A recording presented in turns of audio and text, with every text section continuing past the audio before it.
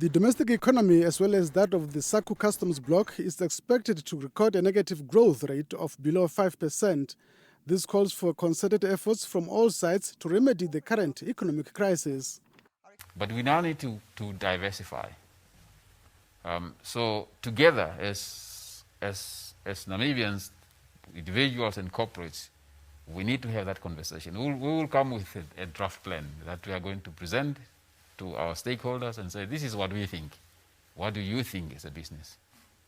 Where do you see the opportunities? What should be the government's role? Because government's role is not to be driving the business. Government's role should be to create that environment for the business, to exploit the opportunities that are there. The managing partner at Ernst & Young Namibia called for a reduction in taxes to encourage more people to pay, while further expressing hope that government will earn more money through sin tax. I think we must all say to each other, I think it's a very good system, and we must encourage people to get onto the system. The days are past when people should be filing tax returns manually. It's really an easy system. So what should people be doing right now? Get yourself registered on the ITAS system. If you are not going to be registered there and you're going to take your tax return in manually, you're not going to be assessed, you're not going to get your tax back, you're not going to get a good standing certificate. Kotze further encouraged more Namibians to use ITAS, the automated payment system, to submit their tax returns rather than do so manually.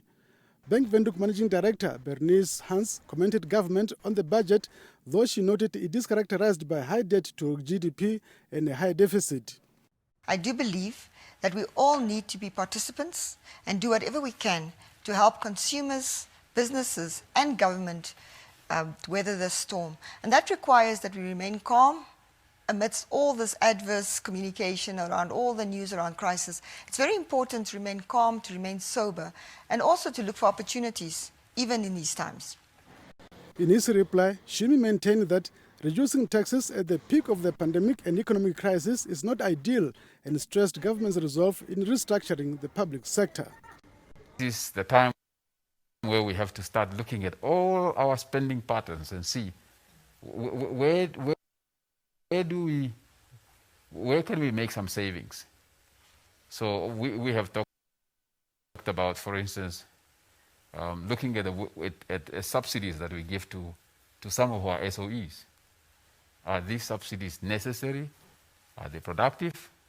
So that's one question we have started to look into. Jeff Tashihomino, NBC News, Windhoek.